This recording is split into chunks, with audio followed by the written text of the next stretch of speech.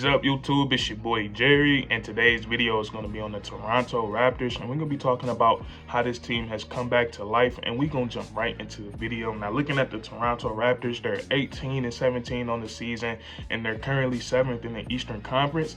And this is a team, man, that was faced with adversity right off the back, missing probably their best player in Pascal Siakam, and then COVID started hitting, and then other players started getting injured. And this just is a team that we just haven't seen at full strength yet, and they did a good job of not letting that hinder them.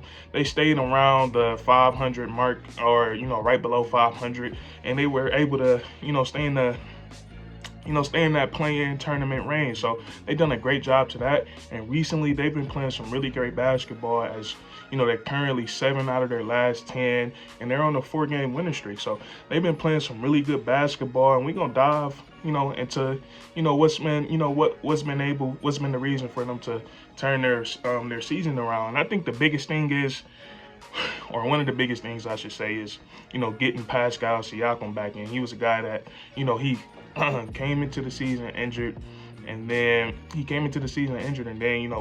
once he did come back, he got hit with COVID, and now he's back again. He's still playing some great basketball, and since he's come back from COVID, he's averaging like 22 points and around 10-11 rebounds. So Pascal Siakam, he's playing all-star caliber basketball, and I feel like if he wasn't if he didn't miss the beginning of the season, he would be a bona fide all-star, because he's come up and he's come back to the team and really played some great basketball. And his stats on the season, he's averaging around 20 points a game with 8 rebounds and 4 assists. His playmaking abilities, with his new teammates, this is probably the best group of teammates he's had about him since Kawhi Leonard has left.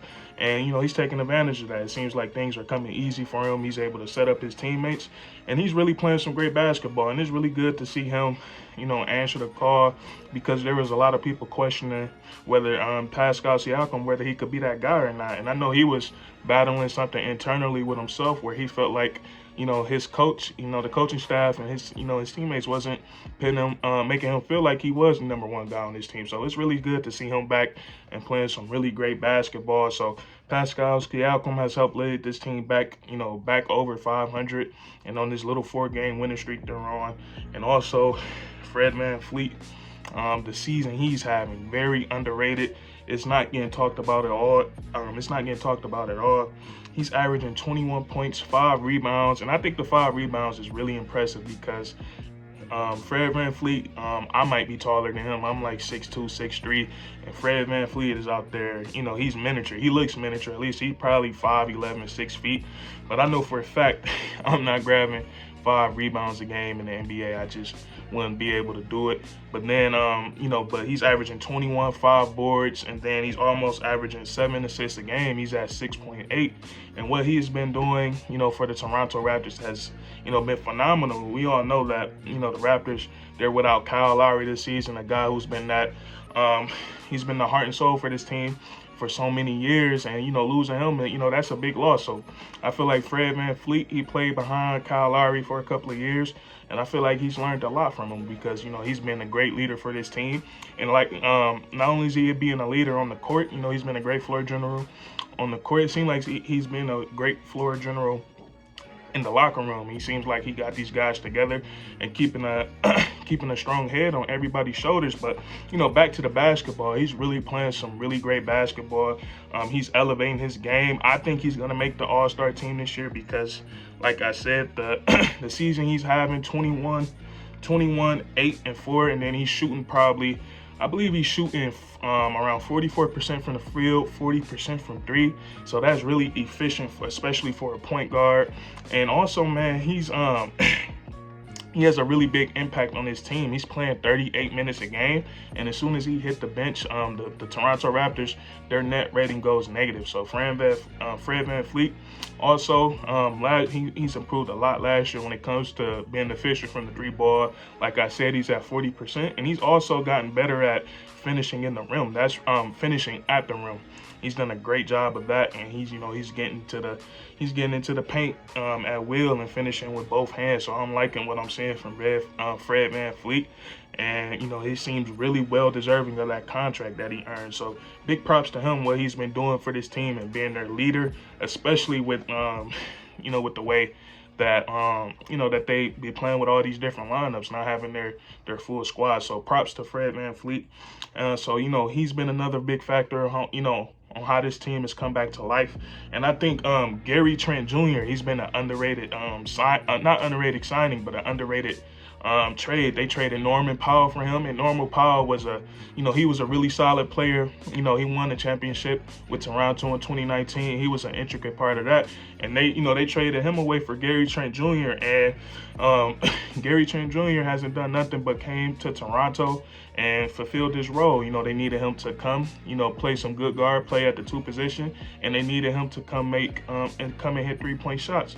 And that's all he's done. That's all he's done for the Toronto Raptors. And this season, when he's healthy, he's been a beast, especially on the defensive side of the ball. The way he's proved on that end of the court has been really impressive. You know, his defense was not the greatest last year, but coming into this season right now, he's averaging 2 steals. He's averaging 2 steals per game. That's towards the top of the league. And then also he's second in the league in deflections. And guess who he is behind? He's behind his teammate Fred VanVleet. So, you know, he's playing some really good defense this season. I know y'all just seen that sun come off my face. It was burning me. I'm glad a cloud just came, so I got a little bit of time to cool off. But anyways, man, you know, Gary Trent Jr. playing some really great basketball defensively this year. He's taking a leap.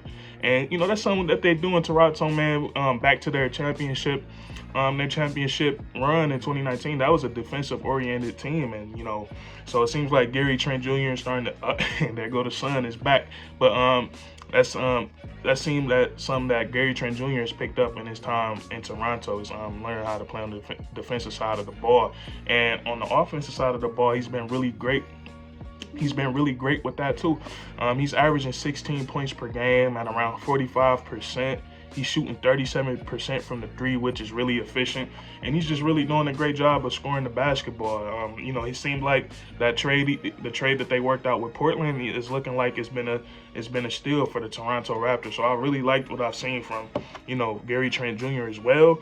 And then another thing that helped kept the Toronto Raptors afloat at the beginning of the season when they were dealing with all these injuries and COVID, you know, Scottie Barnes. Scottie Barnes was, I believe he was the 4th pick in the draft for the Toronto Raptors, and he's been a very solid pick. And it seems like, you know, since his very first game in the league, he's been nothing but, you know, he's just been comfortable. He's been very comfortable. He looks like he's been here before.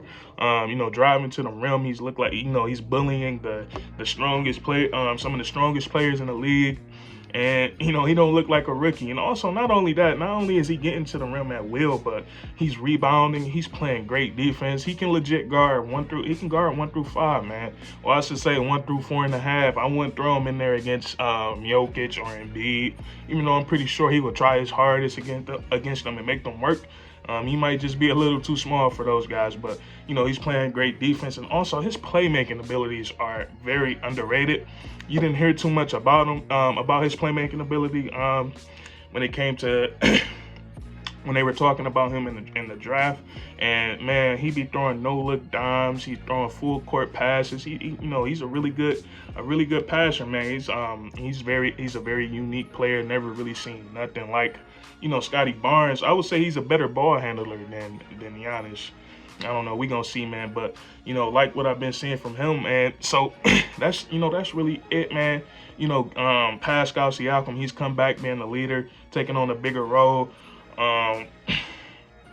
Fred VanVleet having an all-star caliber season, in my opinion. Gary Trent Jr. is playing his role to the best of his ability. And then they got a young future star and Scottie Barnes. And also the Toronto Raptors, man, they're facing opportunity to take another big leap this year. But, you know, that's going to be it on the video. For this video, I just wanted to talk about the Toronto Raptors and how they've been playing some great basketball recently. And this is a team I'm going to be keeping my eyes on, man. So if you enjoyed this video, leave a like, comment down below whether you disagree or agree, man. Any thoughts you got, let me hear them down in the comments. And, you know, subscribe for more weekly content. We do this all the time. And that's curtains.